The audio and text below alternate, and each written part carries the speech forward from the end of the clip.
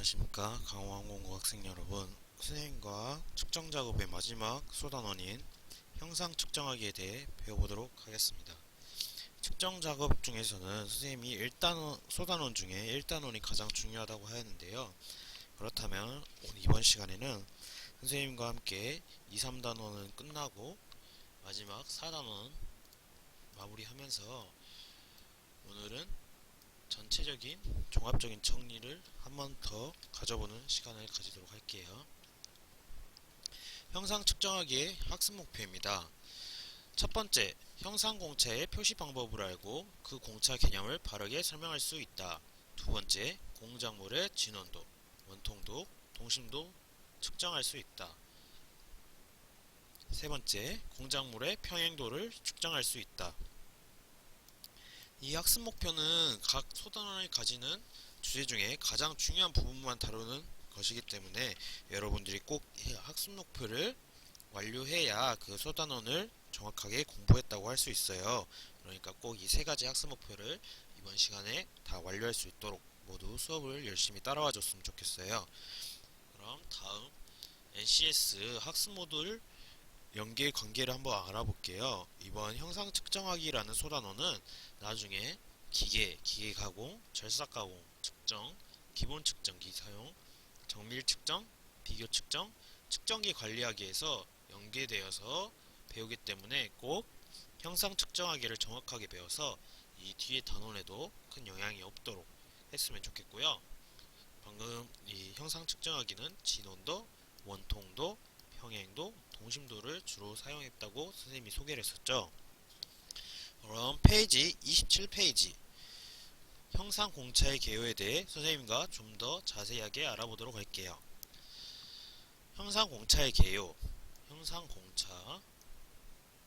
형상 공차는 치수 공차만으로 제한할 수 없는 기하학적 형상, 자세, 위치 등을 명확하게 규제하고 더 넓은 공차 영역을 확보함으로써 제품이 조립 불능이나 제 기능을 충분히 발휘하지 못하는 문제점을 보완하고 제품의 정밀도와 생산성을 높이기 위해 사용한다. 그렇죠. 형상공차는 치수공차만으로 나타낼 수 없는 부분을 좀 더 이해하기 쉽게 하기 위해서 사용하는 공차입니다.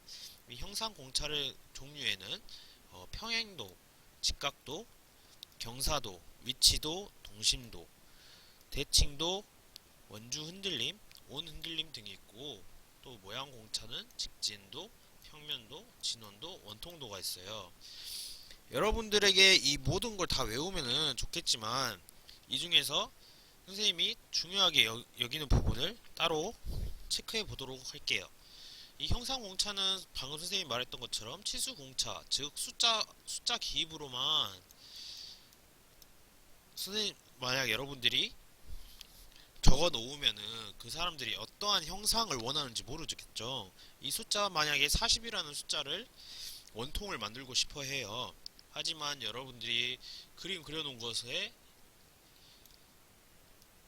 40이라고 적어 놓으면은 이게 직사각형인지 원통 모양의 40을 원하는 건지 만드시는 분들은 잘 모르겠죠. 그걸 정확하게 알기 위해서 정밀도와 생산성을 높이면서 그 형상과 자세, 위치 등을 정확하게 파악하기 위한 형상공차를 사용해 준다는 것을 알고 넘어갔으면 좋겠습니다. 이것은 여러분 교과서 페이지 27페이지에 첫 번째 줄부터 여섯 번째 줄까지 나와 있는 내용이고요. 다음으로 형상공차의 종류에 대해 선생님과 하나하나 배워보도록 할게요.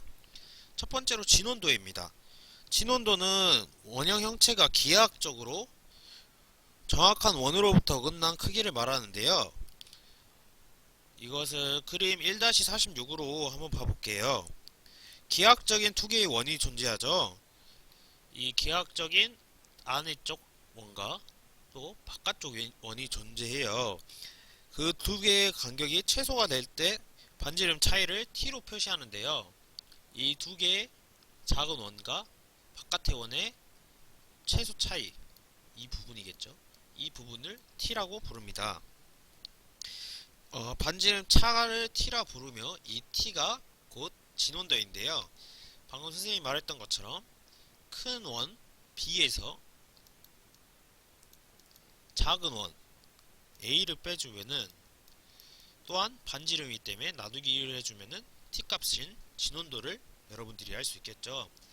만약 이 2를 나누기 2를 안 해버리면은 T 값은 이거 왼쪽 화살표 더하기 오른쪽 화살표가 돼버리기 때문에 여러분들이 정확하게 원하는 진원도는 나누기 2를 꼭 해줘야 된다는 점 별표 치고 알아두셨으면 좋겠습니다. 다음으로는 원통도인데요. 원통도에 들어가기에 앞서서 진원도는 직경법, 삼점법, 반경법을 통하여 진원도를 할 수 있다고 알 수 있습니다. 이 방법, 세 가지 방법이 있는데요. 선생님과 간단하게 교과서 28페이지를 보면서 한번 알아보도록 할게요. 교과서 28페이지를 보면은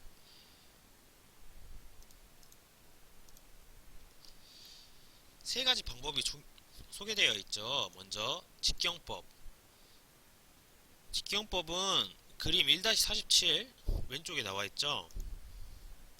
이게 직경법인데, 마이크로미터를 이용하여 지름을 측정한 최대값과 최소값의 차이를 반지름으로 표시합니다.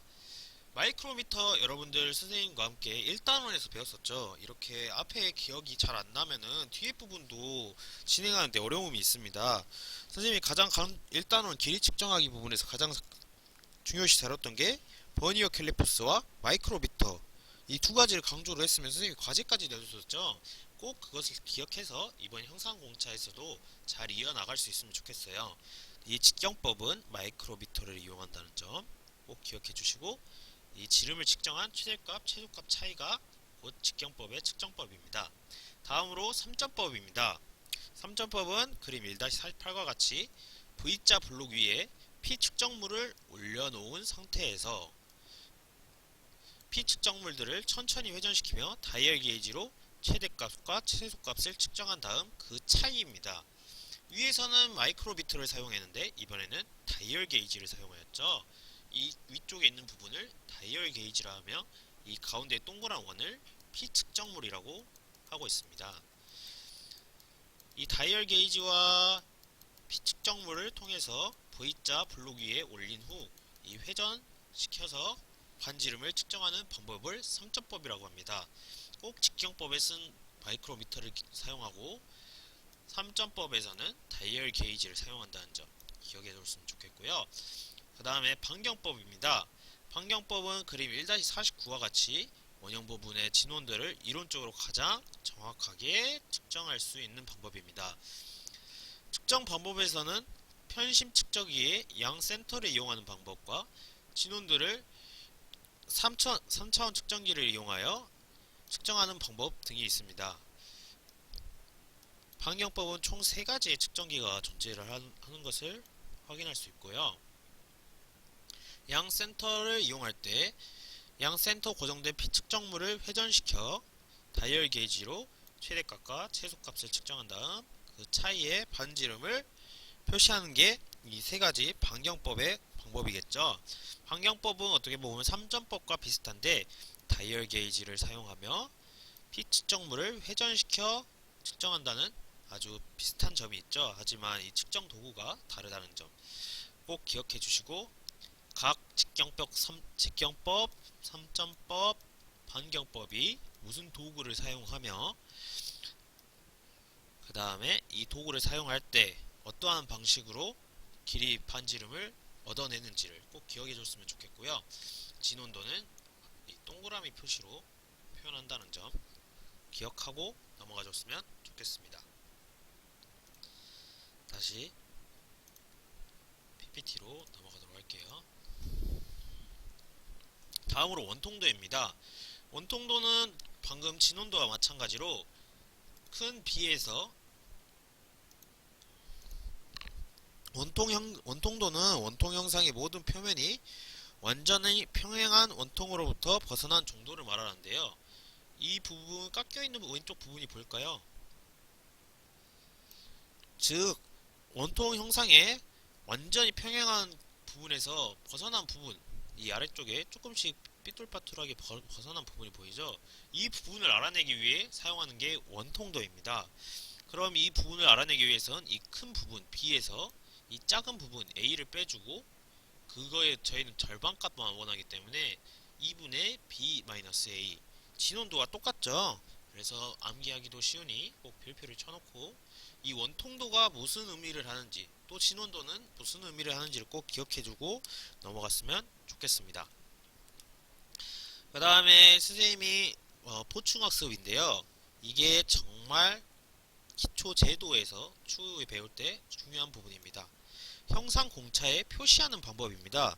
이 부분은 꼭 별표를 많이 쳐주세요. 많이 쳐준다는 것은 시험에 꼭 낸다는 거겠죠. 물론 앞에 선생님이 별표 친 부분도 중요하고 이 지은 부분도 중요한 겁니다. 형상 공차 표시 방법에 대해 먼저 알아볼게요. 제 칸이 총 3칸으로 나뉘어져 있는 게 볼 수 있어요. 칸이 총 3칸인데 첫 번째 칸에는 공차 기호를 사용했고, 두 번째 칸에는 그 공차 값, 마지막에는 데이텀을 지시하는 문자 기호입니다. 이 각각의 네모 칸에 들어가는 의미가 무엇을 의미하는지 꼭 알아두시고 여러분들 교과서 페이지 29쪽 제일 아랫부분을 중요시 봐줬으면 좋겠습니다. 다음으로 평행도입니다. 평행도는 데이텀을 기준으로 하는 직선과 평면에 대하여 비교되는 직선이 평면이 얼마나 평행한지를 나타내는 것인데요. 이 또한 최대값과 최소값의 차이로 표시하는 것을 알 수 있습니다. 이쪽 데이텀이 있죠. 데이텀이 이 울퉁불퉁한 부분과 직선과 얼마나 차이가 나는지, 이 t값을 구하는 게 평행도라는 것을 알 수 있겠죠. 마지막으로 동심도입니다.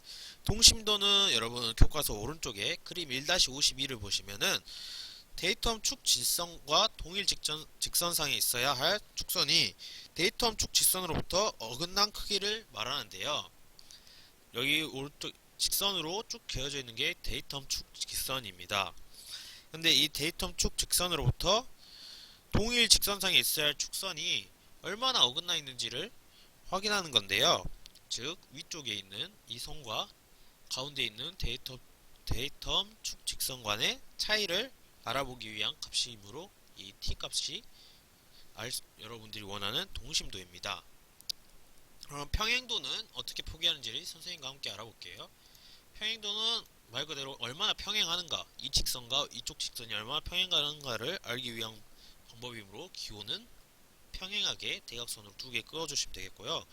동심도는 이렇게 큰 원 안에 작은 원을 하나 더 그려줘서 동심도를 표현하게 되겠습니다.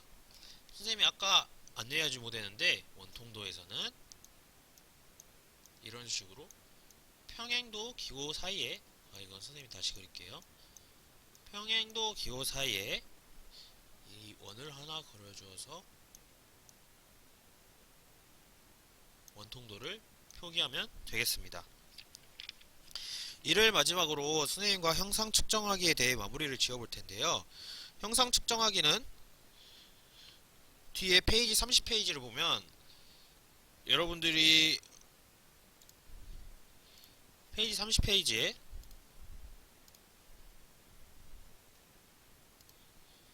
형상 측정의 실습이 나와 있습니다. 하지만 여러분들이 EBS 온라인 클래스이기 때문에 이 형상 측정을 직접 할 수가 없습니다. 그러니 꼭 안전 및 유의사항을 한 번씩 확인하여서 학교에 개학하였을 때 형상 측정하기에 실습을 하더라도 안전 및 유의사항을 공부하고 오기 때문에 바로바로 진행할 수 있도록 읽고 왔으면 좋겠습니다. 이 다음으로 선생님이 이어서 바로 단원학습 정리하기에 대해서 여러분과 함께 진행을 할 텐데요. 이 강의가 끝났다고 그날 하루에 강의가 끝난 게 아니라 단원학습 정리까지 마무리되어야 여러분들의 그날 학습이 종료되기 때문에 꼭 이어서 여러분들이 단원학습 정리 강의를 시청해 주셨으면 하겠습니다. 모두들 수고하셨습니다.